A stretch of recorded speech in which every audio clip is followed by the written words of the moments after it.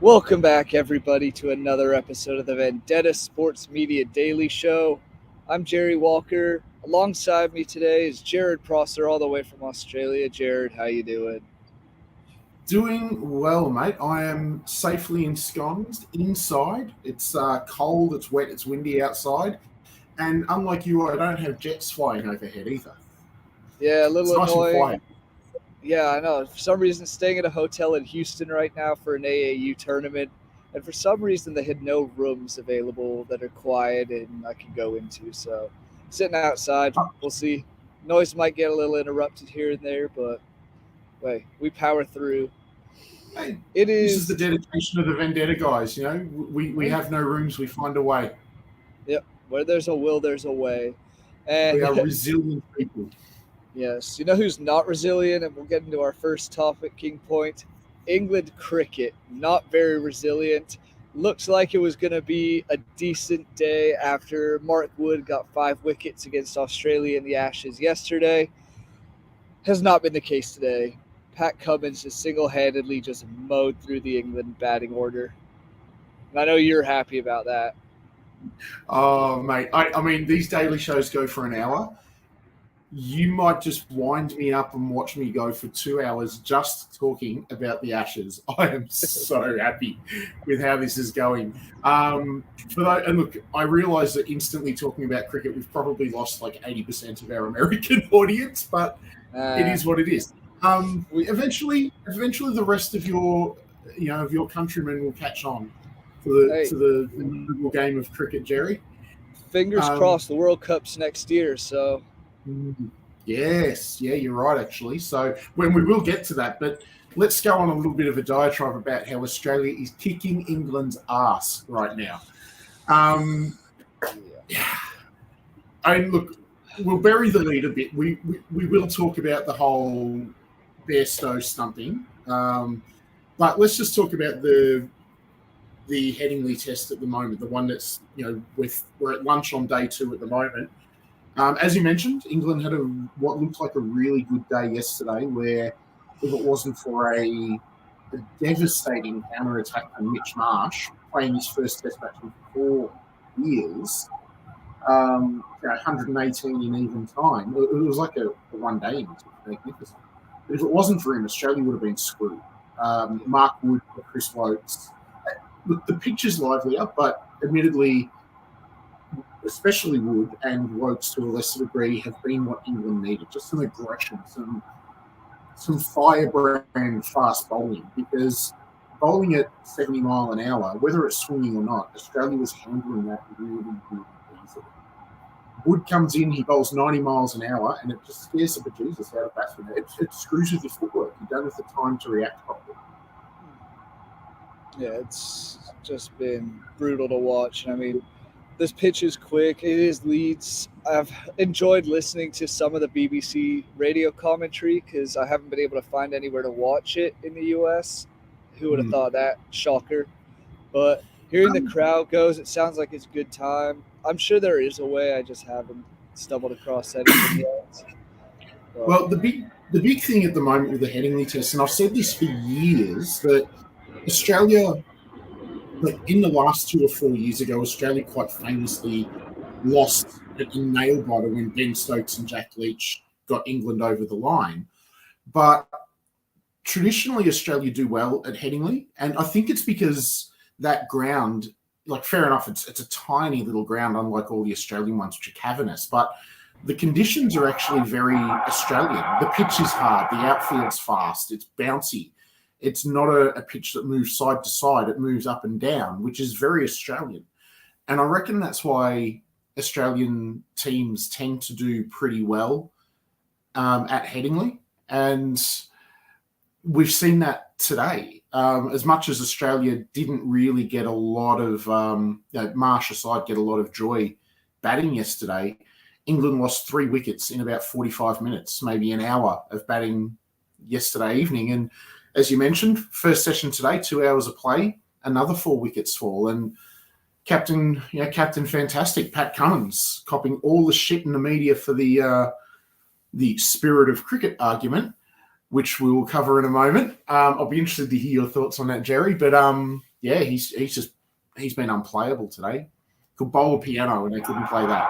Yeah, absolutely. I mean, I thought what Mark Wood was doing yesterday was impressive in the way he mowed through kind of the second half of the Australia batting order, setting them up to look well. But then Cummins came in and just has been lights out, unhittable almost. It's Yeah. my only hope is England's captain Ben Stokes can kind of survive and keep it going a bit, but he's at 27 runs in 67 balls, so Well, we saw what he could do at Lords, where he went from slow pacing to erupting, hitting 155 and better, or close enough to better than even time after he decided to go for it.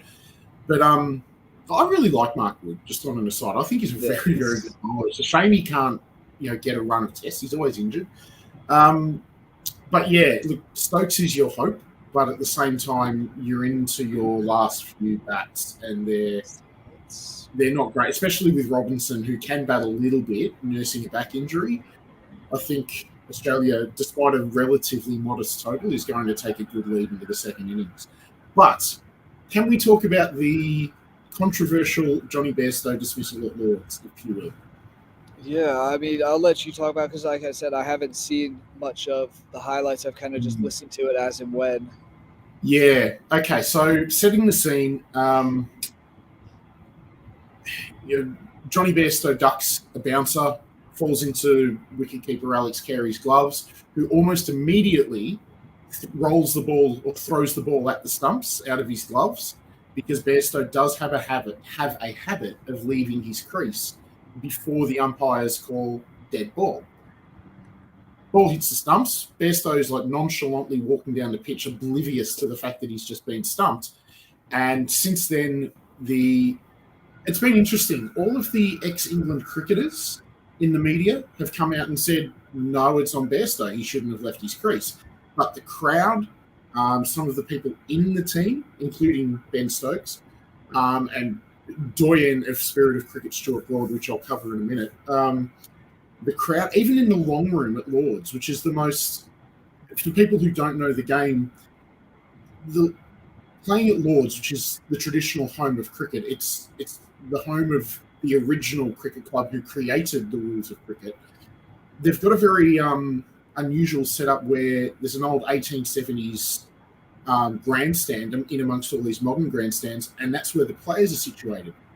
They don't have their own players' race. They literally walk up through the members who are cordoned off, but they're literally in the long room with the members, and then they walk up the stairs to their various change rooms. So it's a very, very traditional, very quaint setup, and completely different to any sort of modern sporting setup you would ever see. The closest might be as, say, NBA players walk towards the tunnels, and you've got the players, fans standing above. But this is literally at eye level, with them. It's literally like a rope that you would have, like separating the queues in a bank. That's all that's standing between the players and the fans. And the long room people got into it with some of the Australians as well, with some pretty demeaning words. So it's been all over the papers, both here and in England. The English crowds with their same old Aussies always cheating chant. But the delicious thing for me is that since that's happened, Stuart Broad, the veteran English fast bowler, has come out talking about the spirit of cricket when he is probably the least... I've never seen anyone demonstrate the spirit of cricket less than Stuart Broad. 9 years ago, he literally hit one to a fielder and refused to walk because the umpire didn't call it out. Oh, have I lost Jerry again? Well, since we're still recording, I'll keep talking and we can catch Jerry up. How about that? Things are going well here at Vendetta this morning. Yeah, Stuart Broad has come out and talked in his newspaper article about the spirit of cricket, despite all of his own anti-spirit of cricket actions. Brendan McCullum, the New Zealand international who is now the coach of England, he was a wicket-keeper, and there's been 3 different instances of him doing this exact same thing. And the best one is that Johnny Bairstow, who is England's wicket-keeper, tried to do this literally 2 days before he got stumped doing it. And Bairstow, being a shitty keeper, failed in his attempt to run out Marnus Labuschagne, an Australian batsman. So, yes, technically it is out, and you can question whether it's within the spirit of cricket, for sure. But for the England team to be questioning whether it's within the spirit of cricket, that's not fair game, because the English cricketers have shown so many times that they have done similar, if not exactly the same actions that contravene this apparent spirit of the game. And the other side of it is, one of the things that fall into within the spirit of the game is accepting the umpire's decision, which England clearly haven't. So to me, this has been an absolute shitstorm over basically England being 2-0 down in the Ashes and trying to find an excuse. No, it really does start sounding like it is an excuse to get away with things and kind of try and save their own tail at home, where you would have thought England would be doing a little bit better in the Ashes, but really every time it comes around, it seems like Australia has our number and they had a way to get it done. And this just looks like, kind of from what I've read and what I've seen now, it seems like, sure, it could be some controversy, but what at the end of the day, what, like you said, what the umpire says goes, what the umpire rules goes. Not much you can do about it after that. We see so many, and it's within the rules. Sports. Yep, it's within the rules. That's what's getting me. So, look, it is one of these things where both these Test matches have been really close. It's almost like, say, someone being 2-0, 2 sets to love down in the tennis, but both sets have been tiebreakers. You know, a few little breaks the other way, and England could be up 2-0 in this. Where the third Test sits at the moment is actually like it's the most dominant Australia has looked. So it has been a relatively close series, but Australia has won the big moments. So it's as much as there's a lot of people saying, a lot of English people saying, yeah, we can come back and win this 3-2. It's unlikely, but it's not a non-zero. Like, it's a non-zero chance. England are good enough to be able to win these tests. The biggest thing for me that stops it is we haven't had one of those. You know, there's always one test in an English summer that loses 2.5 days to rain and ends up a tepid draw because there's just not enough time to play. So England can't afford that. They need to win every test from here on out. So to me, I think the Ashes will stay with Australia, but I still think we've got it in them to make this a proper series. Absolutely. I mean, all it takes is your bats to get going, get some wickets on the bowling side, and like you said, they were close. Australia won the first test by 27 balls, 2 wickets, and then won the second one by only 43 runs. So it's not like it's blowouts that we've seen in the past between these two. It's, like you said, today's the most one-sided, and it really is still not even that far apart. It's still plenty of time left for 3 and a bit days to go. Yeah. So, and Australia are missing their leading wicket taker, the legendary off-spinner Nathan Lyon, who tore a calf in the second test. Oh yeah, that was his performance to keep going out there in that second test was kind of remarkable. Oh, mate, that was like, it was madness when he came out to bat. Like that 15-run partnership he put on with I think it was Alex Carey. It turned out to be really important, but at the same time, the bloke was literally hopping down the crease, not even hobbling. He was hopping. He could put no weight on that left leg, and I just thought, this is crazy. This guy's 35 years old. He's, calves are an old man injury. Once your calves go, and if you're doing really badly, they'll keep going forever. And Australia, as good as young Todd Murphy is, his replacement, like Lyon is an icon of the game, and I just think it was kind of crazy to put him out there. But that's me sitting in the background looking at the big picture, not being involved with winning and losing a test match. So it's easy for me to say.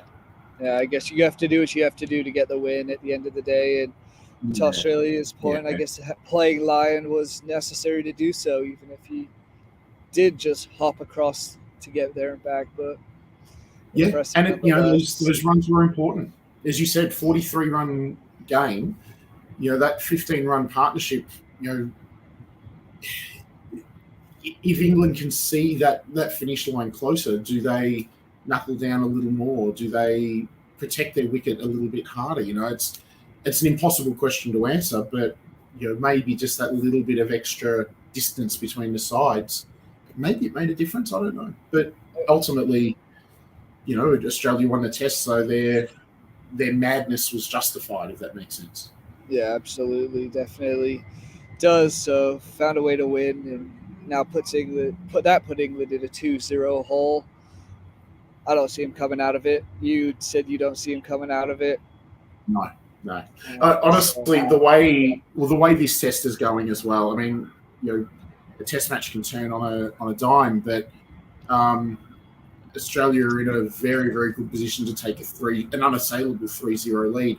But even if England do somehow find a way to win this third test, they're still going to win 4, still going to win 5, and they've got to hope that there's no rain interruptions, which lead to a bit of a bore draw. England need everything to go right from here on in.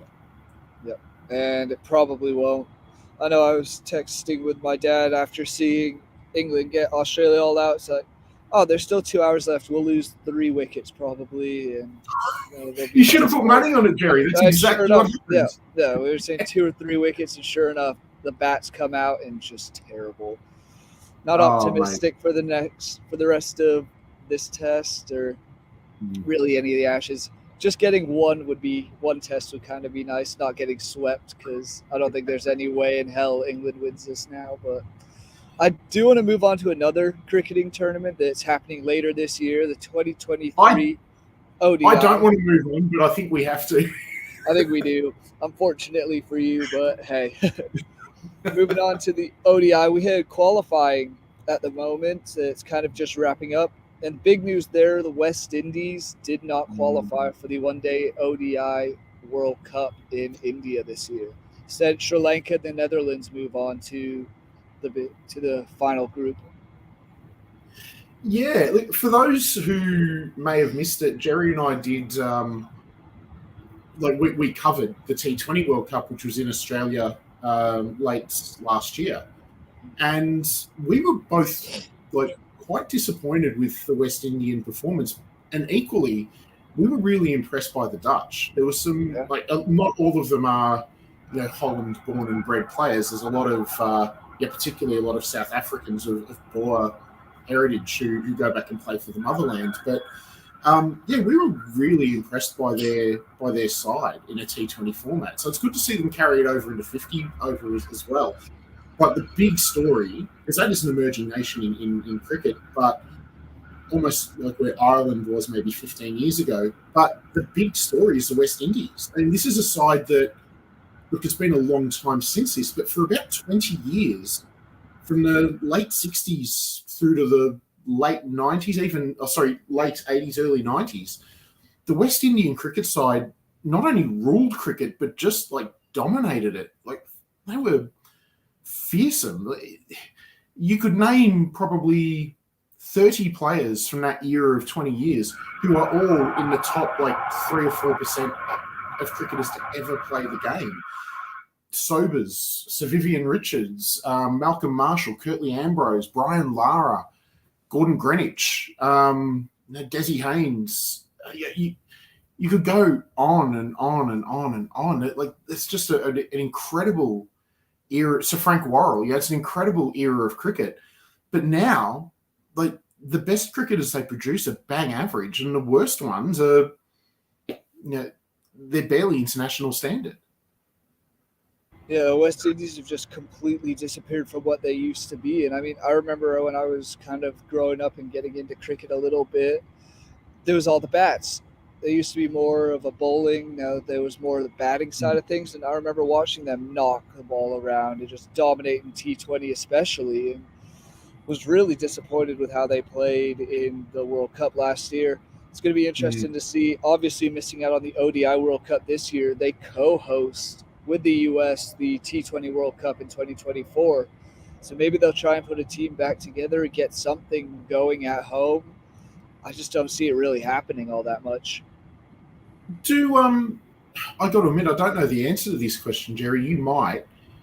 As hosts of the T20 World Cup or co-hosts of the T20 World Cup next year, do the Windies get an automatic berth? Is it similar to the Football World Cup? I should know this.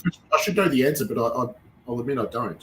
I believe so, but I don't know if it's necessarily right into the Super 8 or if it's just Mm. into the opening group stage. Yeah. Okay. So it probably would be into just the group stage.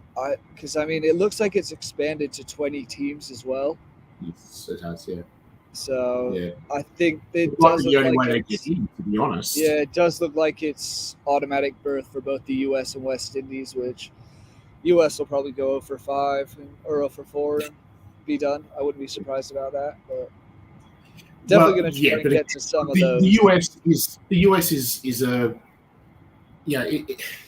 It's not even an emerging nation in cricket. It is a development nation in cricket. It is a third world country when it comes to cricket in Yeah. the US. I will So say you that don't expect the US to come through. Yeah, I will say that the major league, the U.S. is trying to get a bit more into cricket in 6 days or a week or so. The Major League Cricket starts league in the U.S. and there are some decent names. I know Aaron Finch, Quinton de Kock, Yeah, quite a yeah. few other players from other parts of the world come in and play at this American league. So I think it could be good for the sport and see how it goes in the U.S. growing it ahead of the World Cup next year. Yeah, and look at I mean, I'm sure they're throwing around copious amounts of money to get Yeah, guys like Finch and Cock. Oh, I didn't know Finch was going until like 48 hours ago, to be honest. yeah. So, but yeah, it's yeah, this is how it starts. I mean, we'll cover football, soccer a little later, but we look at what the Saudi league is doing, throwing just insane amounts of money to bring either fading stars or at times stars in their prime, similar to what China did maybe 10 years ago, getting your Oscars and those sort of guys over. Yeah. You get the name recognition and you slowly build it up. The difference is that football is a genuine universal sport like basketball, whereas cricket really isn't. So I'm interested to see how it goes, especially in a market that, yes, it has a lot of capacity for a lot of sport, but it is very saturated by the big four. Yeah, very much so. And I mean, seeing the Saudi league, especially like your comparison there, it's crazy to see the amount of money they're throwing in. And it would, I don't know if it's sustainable down the road, but they do have so much money there that it might be for a year or two. Same thing with like China. China did throw a ton of money. It ended up not working out all that great. I think there's a lot of the time difference to the other major markets.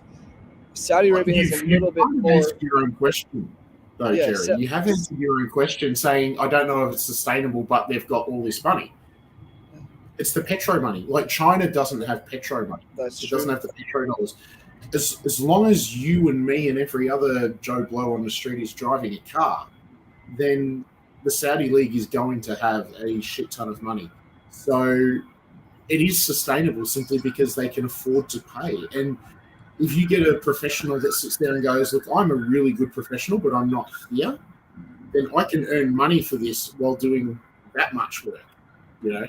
So there's going to be people that appeals to. And again, I don't blame you. You, as a professional athlete, I mean, look, I tried to go pro in basketball and soccer. And, I can tell you that the injuries I had, I was never going to make it anyway. I wasn't good enough, but I didn't really have a chance to get shown up on talent because my body failed me. So I know that, like, very intimately, that your professional career can be very, very short and can end in a moment. So I don't blame someone for going and getting 4 years of pay in 12 months, even if the league is lesser and even if they're going to be laughed at for their lack of quote unquote ambition. Ultimately, it's about them and setting up their family and their generations to come. So more power to them. If you or I got offered a job at ESPN tomorrow for 5 times what we get from Vendetta, would we not take it? We probably would. It's kind of Yeah, money speaks. Money speaks in the it whole world does. of everything, and this is another case of that. So Exactly. And that's Jerry and I asking for a pay rise if you're watching Trade Albert as well. but no, it's that. I mean, obviously the Saudi league is growing. MLS is trying to grow. Was there a lot of? I assume there's a lot of talk when Messi moved to the MLS. Was there much in Yes. Australia talk about that? So Not so much in amongst Australian media, but because following the game, I follow a lot of the British media, so that British it media came up a was lot very through that. much. Yeah, and they signed one of his old Barca teammates. They signed Busquets, and they've also gone and apparently they're close to signing Jordi Alba. Yes, that's the other one. Yeah, so. And look, we've seen this with MLS, and even going back to what was the old soccer league in the 70s and 80s when you signed Pele and George. Oh God, the NASL, is that it? Yeah, back in like the Rowdies and the Metros and all those weirdly named teams. Speaking of the Rowdies, are still a team. That's the team my dad. Yeah, the Tampa Bay Rowdies are a team in the USL, which is the second division. It's a team my dad has season tickets for. He lives down in Tampa Bay, so it's not great quality by any means, but they still do exist somehow after all these years. Yeah, no, they're still there. They're still there. It's good to see those clubs that sort of fade from, the spotlight still exists. Like tomorrow night, I'm going down to watch a basketball game at NBL 1, which is Australia's second division, and it's Geelong, who back in the NBL back in the 80s won championships, but they dropped away from the NBL like 25 years ago, but they're still operating at the second level. So I'm going down to watch the team that I work for. Me and my youngest are going to head down and watch a game down there, and it's the first time I would have been down to their stadium since it was an elite level in this country team. So it'll be the first time this century basically. But it's good to see those old clubs that have history not just sort of fade into the ether. Yeah, absolutely. It's kind of because they've made their name in the past. You've seen it in other sports, at least in the U.S. at hockey. There's the whole Winnipeg Jets, who were a team for a long time, moved away, and now they came back a few years ago. All the relocation stuff in U.S. sports is kind of crazy, but it's teams that have made names and done things in the past that have bounced back. But don't get me started on the Winnipeg Jets. I mean, no, you look at it. You've got the Winnipeg Jets now, but they're actually the Atlanta Thrashers. Yeah. Phoenix are the Winnipeg Jets. So, like Bobby Hull. Is Bobby Hull the greatest player in Winnipeg history, or is he the greatest player in Phoenix history? Because as much as he played in Winnipeg and there's a team in Winnipeg, they're not the same team. No, it's not. Even if they are the same Winnipeg Jets, it is separate teams that they've turned into and come from. Charlotte Hornets in the NBA. Yeah, I was going to say Charlotte Hornets. Yep. Yeah. Because Charlotte is Larry Johnson the best Pelicans player? Yeah, I was about to say, is Alonzo Mourning the greatest Pelican of all time? Yeah. Who's the greatest shooter that ever stood up for the Pelicans? Oh, it's Del Curry. It's so messy when you move a team and the team that replaces it has the same name. It just makes it so messy. So I actually should bring this up. There's a good friend of mine who is I've got two very close friends. One is a Pelicans fan and one is a Hornets fan. I should actually bring this up on our little WhatsApp group where there's about 15, 16 of us and just see what their thoughts are. But yeah, I have issues with that. And as an aside, if I may, my other big bugbear that I see, with basketball is when you get the number 0 on a roster and the number 00 on a roster. But I've got a mate who sits there and goes, they're different numbers. So I say to him, okay, count backwards from 3 to -3. And I'll just give everyone watching a moment to do that. And I will bet nobody has gone 1, 0, 00, -1. They're the same number. Yeah. It's like if you were to go 0, 1, and 1. I went to a NASCAR event a couple weekends ago, and there was a race car that was number 4. Then there's also one that was 04. It's the exact same number. It's like 00 and 0. There's no difference at all. I was so confused by it there, and I see it in the NBA more now. I don't get it. We had it with the Warriors with Peyton and Kuminga for a while. Yeah. 0 and 00. And it was like, that shouldn't be allowed to happen. Anyway, this is my old man shouting at cloud moment. So I Why apologize. Get back to why the we're programming. no why we were talking about like the teams relocating and how the Winnipeg Jets and all the Hornets and the Pelicans aren't all the same. What if the Seattle Supersonics come back as an expansion team again? It's still how does that? Because it's not like they would have relocated from somewhere else. Yeah. Well, but the thing is, It's still do the not the people same. in this new version of the Sonics, how do their records stack up against Peyton and Kemp and Jack Sikma and Dale Ellis and Fred Brown? Because ultimately their records are all a part of the Thunder's history. So Yeah, it's the same sort of thing. Even though the team isn't relocating into that spot, you it's still still end up right with the there. same. So and it's a shame because I would love nothing more than to see not just a Seattle team but the Sonics back, and like their uniforms were some of like their color scheme was one of the best in the NBA. Their uniforms were generally, except for the '90s when most uniforms were shit, the late '90s. Well, the stupid Space Eagle cartoon one was terrible, but generally speaking, their uniforms were brilliant. So I know this goes against what I'm saying, but geez, it'd be nice to see the Sonics back. But yeah, like it just creates all these ripple effects of where does the history of one stop and the next one start? Yeah, it's. I have a feeling that Seattle will still own the Supersonics history, like they were still a part of them. But Yeah. whether it really should or not, little asterisks next to it, maybe we'll see. Well, yeah, and it's like it's sort of more difficult with the Hornets in that they only started in the what was it 91 or something or 89 or something like that. Yeah. But using the Winnipeg example, that team has been around. The Winnipeg Jets started 1966, I think. So we're looking at 50 odd years of history there, outside of that little maybe probably 8 or 9 year gap between the Coyotes starting and the Thrashers moving over to Winnipeg, but still, it's you've got a lot of history there. I don't know. Anyway, I could go on for a while on this one. It's something that is a bugbear of mine. Yeah. You're basically taking the identity of an old team. Absolutely, and who knows? Maybe in the next couple years, the Coyotes won't even be in Arizona anymore. So Winnipeg will have new history of a different team that they've progressed to and have their players in those record books. But that's just a nightmare. That whole Phoenix situation, playing in a gym with was it 5,000? Yep. I mean, they play in the Arizona State University hockey arena, which is new, but it only holds 5,000. There would be college sides that have bigger stadiums. Oh, there are Yeah. colleges that have bigger stadiums, and the locker rooms are atrocious.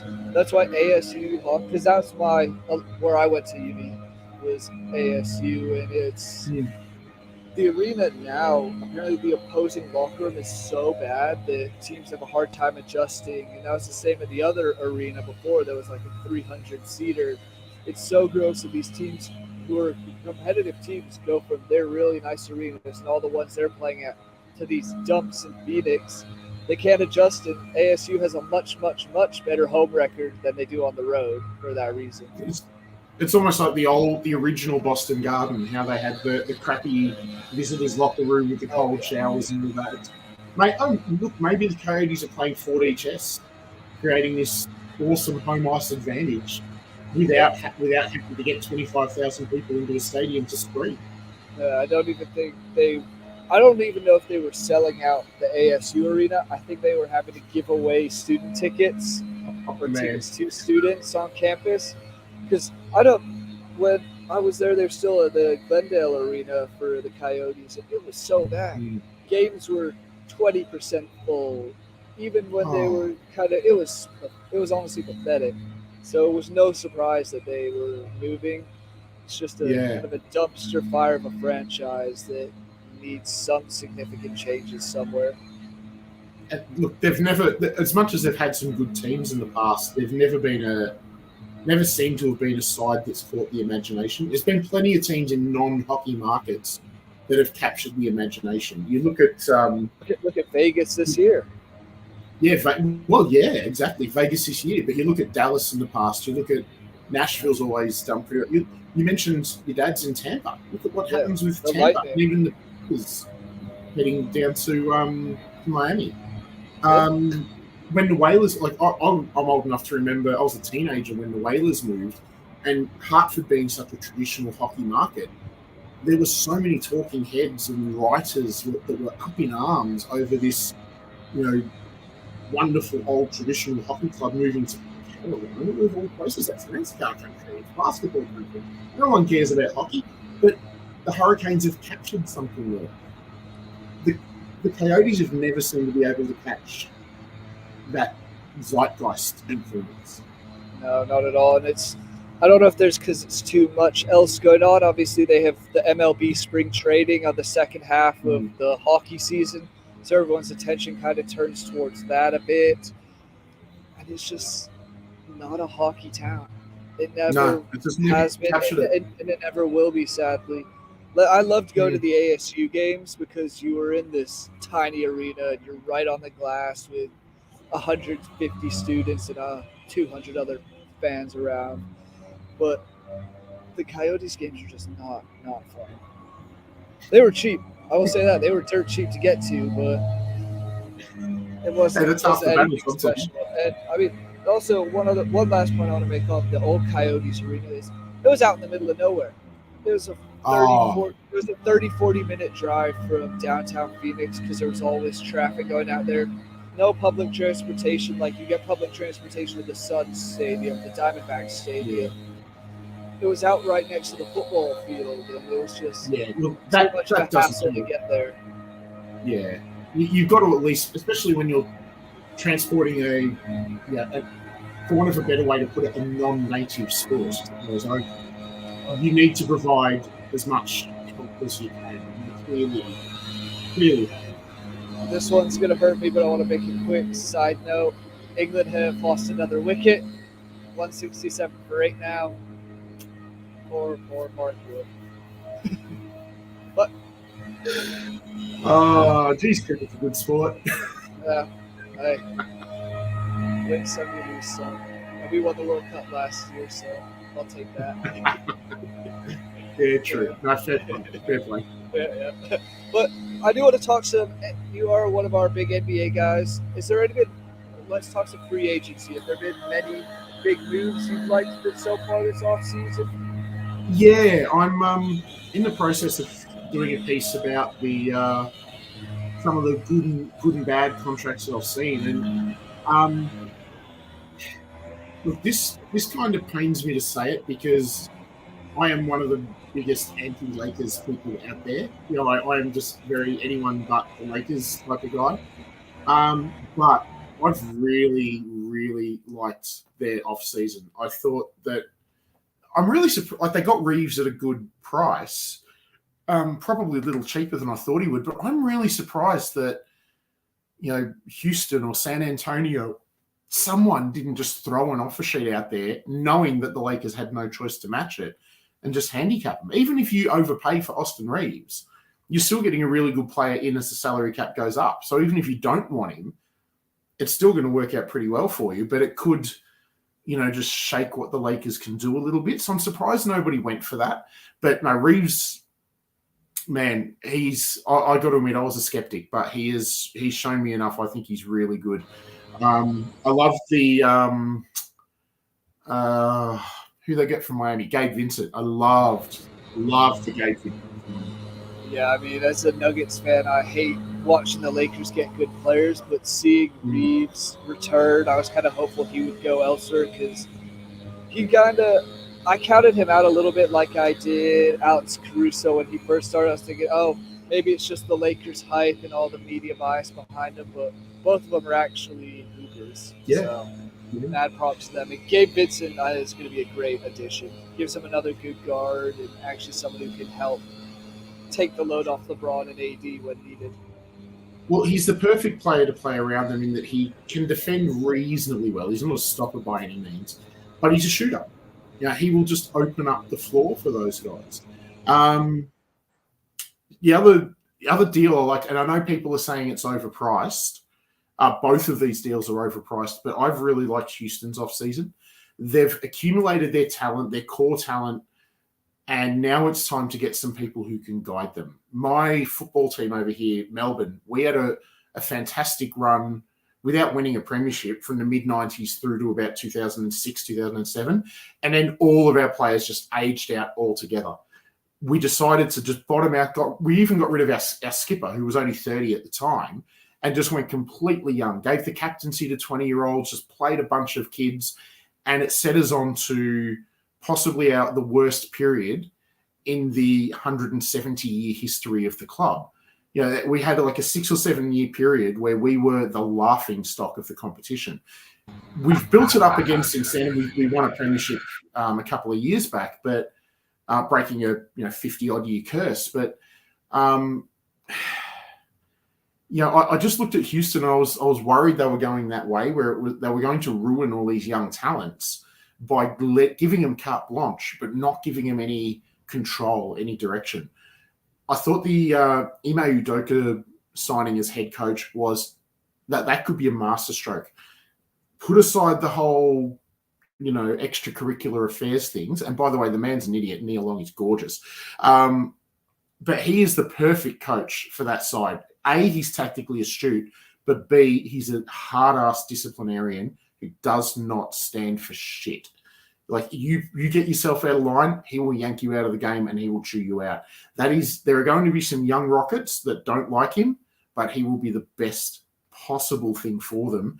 You throw in that their draft this time around, I think Amen Thompson is the third best player in this draft. I would go Wemby, Scoot, Amen Thompson. I'd have him ahead of Miller. I'm that high on him.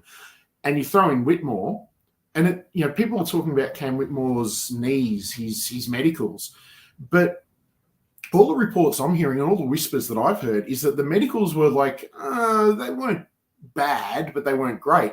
But it was also his coaches didn't talk him up. He was really shy and nervous in the interviews with teams. But people are forgetting this is an 18-year-old kid. It sounds like he interviewed like an 18-year-old kid.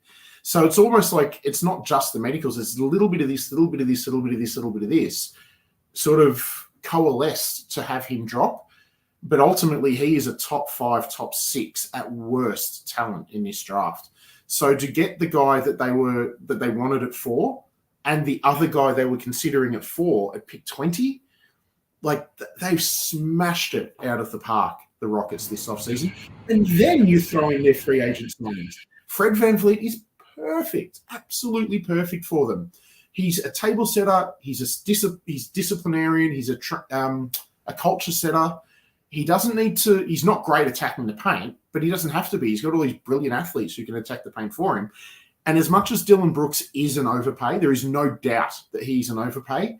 He is one of the best 5 defensive wings in the league. He's still young, and he's come from an awesome culture at Memphis. So I just can't see where, outside of probably giving Brooks a bit too much money in too many years, I can't see where they've gone wrong in this offseason. I think it's just been win after win. No, absolutely. The Rockets, after such a bad past couple seasons, it looks like they're finally on that brink of turning it around in a Western Conference and even in the division that is just absolutely difficult. Because obviously their division, you have Memphis, who, depending on what day of the week it is, could be a top 3 team in the West. Dallas has Luka. In a second, I want to talk to you on Kyrie on if you think he should stay there or not. I know he's re-signed now, but they have no choice. I don't know if that's a great move. Don't think they will really figure it out. But then Spurs get Victor Wembanyama, so they're trending in the right direction. And the Pelicans, I can never get a read on the Pelicans because you never know how Zion is and what's happening with everyone there. So either way, it's a brutal division now. So, well, this is the thing. Like, outside of Denver, all of the elite teams sit in the West. Sit in the East. Yep. But there is really, like, is there a bad team, like a genuine 20-win team in the West right now. Houston will be better. San Antonio will be better. OKC will be better. Portland should be better. I can't see a really bad team in that West unless I'm forgetting someone. I would have said maybe, let's see, maybe the Timberwolves, but even then, they have the talent to not fall that far behind. I don't think they will. That's I mean, they were it's missing Town for half the season. So, Yeah. and then you got Edwards, you got Gobert, you got McDaniels, Naz Reid, Teresa. There's some talent there. The West is, there are no gimmies, literally no gimme games in the West. No, it's an insane conference. As much as it doesn't have the top end of the East, Denver aside, obviously, it's a bloodbath, the West. Yep. And it's like when it gets to playoff time, even more so, it's going to be, we might be the 2. You might be the 2 seed, but who do you have to play as that 7 seed? Oh, it's maybe like this year, LeBron and the Lakers, or Steph and the Warriors could almost have fallen into there. It's teams you don't necessarily want to play, even if they aren't a great team and they can't just turn it around. And it's going to be tough night in, night out. I mean, no matter what happens, there will be a 1 and a 2 seed in the West who will be petrified coming into that first round because they're effectively playing the equivalent of a 5 seed. Yep. That's what the West is like. That's why there was all. Okay, go ahead. No, go ahead. I was going to say that's why I was like, there's all this knock on the Nuggets for taking the easy road to the final. It wasn't the Nuggets' fault that the 2 and 3 seeds lost in the first round, so they had to play the Warriors, had to play the Lakers, even if they were 7 and 8 seeds. Or 6 and 7 seeds, however it was. It just draws up that way, and it shows that the West, it doesn't matter what seed you are in the playoffs, anyone can beat anybody. And even in the East, the Heat went around and made it as an 8 seed. Yeah, exactly. And look, we used the analogy before of a tennis match being straight sets but being really close because they were all tiebreakers. That was what the Western Conference Finals was like. Yes, it was a sweep, but every game was competitive. It wasn't. It wasn't a blowout by any means. If I can, I just want to switch to the East because there's a team I want to highlight there, and they don't get a lot of coverage. But I think the Indiana Pacers have had a knockout offseason as well. Bruce Brown, I thought it was an overpay until I realised it was a team option on the second year, and I thought that's a genius deal. And they have flat out stolen Obi Toppin. He is ideal for them, and even if it turns out he's not, it just provides a little bit more of a runway for Jarace Walker to get his chops, to bring his craft. Yeah, Obi Toppin, I can't speak a ton on him. I mean, I watched some Knicks games, but I think he kind of needed to get out of that big city limelight and give himself somewhere. He needed to get away from Tibbs. Yeah, that too. Need someone more offensive-minded coach in Indiana. And Halliburton, is Halliburton worth $260 million? Yeah, he probably is. Yeah, yes. No, I'm 100% that he's worth the max.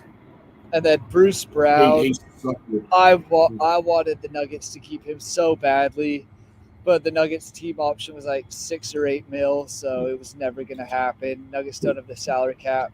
Glad he did such a big role in helping them win the title, though, this year.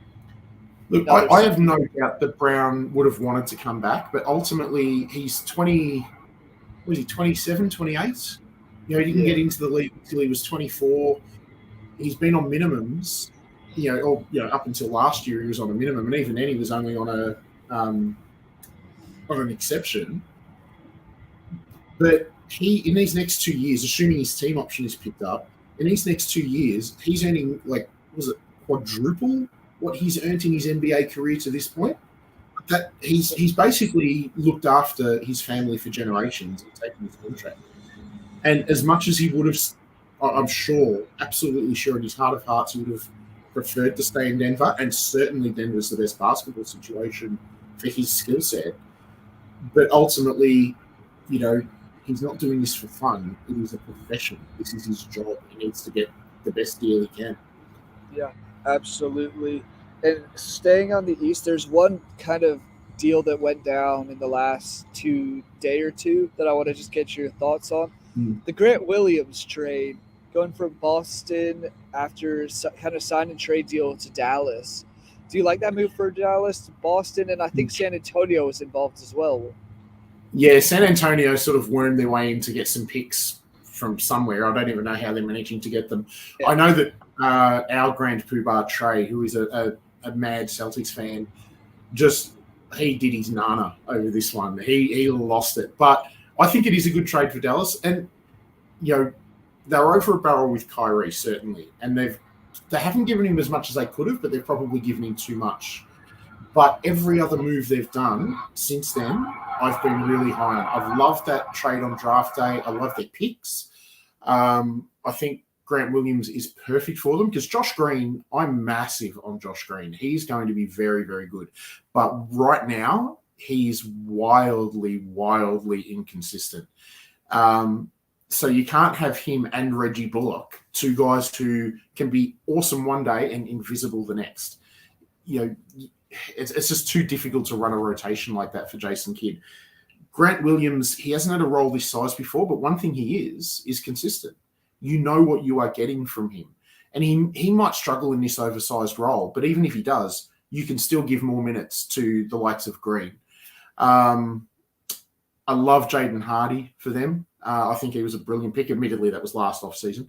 But, I've really liked what Dallas have done outside of the Kyrie deal, and I give them a pass for that because they really had no choice. They had to re-sign Kyrie. Otherwise, they ran the risk of losing Luka. So, ultimately, they made one move where they had to take their medicine, and everything else has been really good from Dallas. Yeah, and I would love to see a full off season of Kyrie and Luka kind of get to know each other's game because it seemed kind of rushed to an extent. Same with Phoenix, how obviously Durant was hurt a bit, so them making it into the playoffs was good for them, but it wasn't like they played enough to actually know how to play with each other. Seeing the offseason of them, I'm a little worried about the Suns, at least the starting five. The bench, not really. I don't mind what the Suns have done. They've also gone and got players like Eric Gordon. They've gotten a few sneaky guys on the bench now, but I think they keep it as well, which is the thing. Done. So, I mean, they're up against it because they've got these four high-paid superstars. Well, three high-paid superstars and one DeAndre Ayton. But, they've got they're limited in how they can fill out their bench. But the players they've got are all really good consummate pros. They're role players. They're not all ancient guys who are having to sort of recede into smaller roles or speculative pickups. They're all guys who can do a job and have proven on the whole that they can do a job. It's not the easiest off season for them to run, and they're never going to hit home runs, although Eric Gordon, if he's got anything left, comes close to it. But no, I've actually I thought they've taken their lemons and they've made lemonade. They've done the best they can. Yeah, I know when they initially traded for Beal, since then they have signed a few more players, but at that point it looked like it was really that starting four and then Josh Okogie. Josh Okogie is an underrated defender, I would say, for the position. He's an excellent defender. He just can't shoot. But no, exactly. It is one of those things where. Sorry, go on. I was going to say, I felt like at that point when the trade was initially made, they kind of had no real depth, and now they have gone and kind of they had campaign. Yuta Watanabe he's the Japanese guy, isn't he? No. Yeah, Watanabe. Watanabe. Yeah. He was the guy I wanted the Nuggets to get because he looked like he's that kind of weird guy that can kind of fit in at any position and guard a little bit here, there, make a little splash off the bench. So I love that signing for them as well. Yeah, no, and this is what I mean. They've got guys who are low profile, low price because they have to be low price to fit in under that cap. But they've done a really good job fleshing out that rotation with a bunch of guys who can fill very particular roles. And then it's just up to Vogel and again, I think Vogel's really good, the working with role players. That's one of his underrated strengths. People talk about his defensive acumen as a coach, but one of the strengths of Vogel is that if you go back to the Lakers, to Indiana, ignore the Orlando days because that was just a clusterfuck. But the if you look at pretty much everywhere he's been, he's really, really good at getting role players to play above themselves. And that's where he's got these stars. And I would expect a bit of a bounce back season from Ayton because the relationship was clearly broken between he and Monty Williams. Yeah. So, look, they're very different players, but I think back to what Vogel did with Roy Hibbert, turned him into an all-star, an all-NBA player. So I'm wondering whether he can work similar sort of magic with Ayton, find that thing that clicks within a clearly very talented man. But I think that he's going to work wonders with these, these bits and pieces players that they've picked up because he's got a history of doing that. Yeah, he finds the gold amongst everything else. He can turn some role players into kind of guys that could be contending for sixth man of the year. As the Suns will need someone like that off the bench. Yeah, yeah. And I mean, he's got this ability, Jerry, to sort of find what players are good at, these limited players, and accentuate that, but also just find ways to take them out of the limelight for the things they can't do. Look, I mean, he's too overpriced to go onto a Phoenix roster, but let's say he got a Duncan Robinson. Like, Duncan Robinson would be he'd be brilliant with it. Having said that, even as I'm saying that, I'm realizing he's coming from Spoelstra, who's the best coach in the league at doing exactly that. So maybe that's the wrong example. So, but, that don't get much of a shine somewhere else. So maybe a Kobe White in Chicago. That sort of player. Yeah, I think he would absolutely shine under Vogel. I agree absolutely. I think he would find a way to just turn him from a kind of a up and coming star to an all star sort of caliber player. Kobe, Kobe all star might be a stretch, but but he'd turn him into a really good rotation piece. Yeah. And I mean, I'm excited to see what he does this offseason with the full offseason of Booker, Durant, Ayton, and then throwing Beal into that mix. They're going to be fun to watch come next season. Yeah. But it's going to be fascinating watching nothing. We are closing in on that hour mark. You did want to talk some football, soccer. So you said Arsenal, West Ham transfer, big one there. Declan Rice. Thoughts on that? Because as you said, Everton have not done much, and neither have Leeds. No, let's not talk about our clubs today, Jerry. Let's not go out on a sad note. No, I've been really impressed with what Arsenal have done. I've liked their signings, and look, a lot of people are going to look at this in a very black or white scenario and say, well, they finished second last season. Can this take them to the league title? It probably won't, because Manchester City had a little bit of a down year and still managed to win it. City will bounce back. So I'd expect that, the title shouldn't be the goal for Arsenal. For me, it should be consolidate themselves as a Champions League side again, even if it's not finishing second. It might be finishing third, maybe even fourth, depending on what happens around them. But make a couple of deep cup runs. Get out of the group stage in the Champions League. Get to round of 16, maybe even the quarters. That's the sort of thing that Arsenal should be looking for now, establishing themselves back at the very top table of English and maybe the second tier of European teams. I have liked the signings. I think Rice, as much as I'm not exactly sure what Declan Rice's best position and role is, but I think he's talented enough to do a bunch of stuff. I do like the Havertz signing, and I love the Urian Timber signing from Ajax. He is ideal, filling centre-back and right-back, which are massive areas of need for that squad.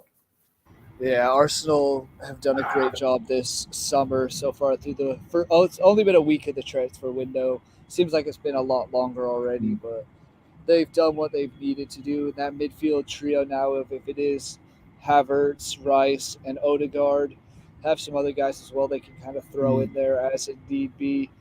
They look like a good team, serious contender, but I still agree. I think they'll finish third or fourth this year. Obviously, Man City hurts me to say, but Man United is slowly getting a little bit better.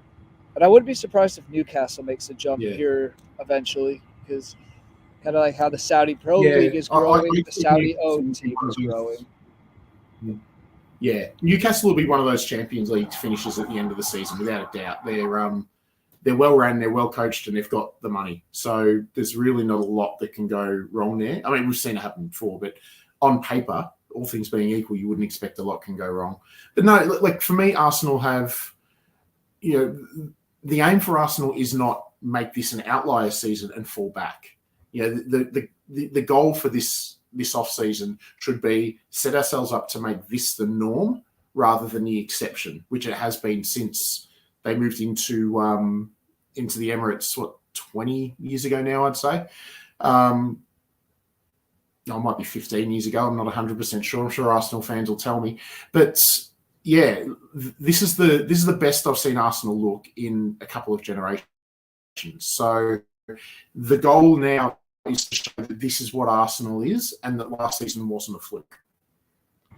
Yep, that's what it is. They need to go out, win the FA Cup, win the League Cup, or even not necessarily win it, but make a deep run, make a final, do something productive with this team that they've now assembled. But we'll see. We will see how it goes. Yeah. We have roughly a month and change until the Premier League season starts. Just under a month until the championship season starts. Yeah, it's gone very, very quick, which I love it. I'm here for it. But Jarrod, anything else you want to quickly touch? Any final words before I wrap this one up? As I sit here in this very minute, Jerry, cricket is the greatest sport in the world. Salt meat wound.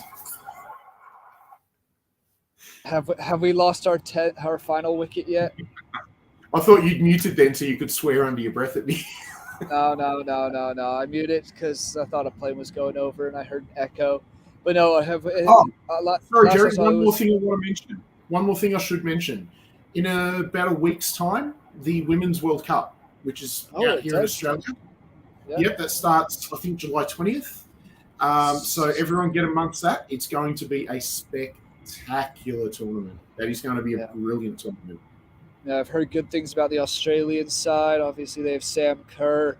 US always a favorite. England, I'm not as optimistic. A lot of injuries in the team heading into the World Cup, but it should be one. Yeah, Spain's a really strong side. It should be fun to watch. I'm excited, actually. Yeah. Australia will be the team that either gets to the final or crashes out in the group stage. Not just the pressure of being a home tournament where there's expectation, but also the fact that this Australian side is prodigiously talented and remarkably inconsistent. So it could go, it could be a massive letdown over here down under, but it could also be a real celebration. The last time Australia hosted a premier soccer tournament was the Men's Asian Cup back in 2016, and Australia ended up winning that for their first ever major international trophy. So hoping that history repeats itself. Yeah, that would be awesome if it did for you. See them win at home, but you're going to get the Ashes. I don't know about the Women's World Cup. We'll put it that way. I'll take it. Exactly. I'm sure you would. But Jarrod, thank you for coming on. It's been a pleasure as always. Always fun to talk some cricket. Thank you guys, the viewers, for watching, and make sure you subscribe to our Twitter page or to YouTube channel, to Twitch if you're watching on either of those. Go check out our Twitter page, our YouTube channel, our website, because we have all this sports going on in the world. News is always coming, and we've got you guys covered. Thanks for watching, and see you next week.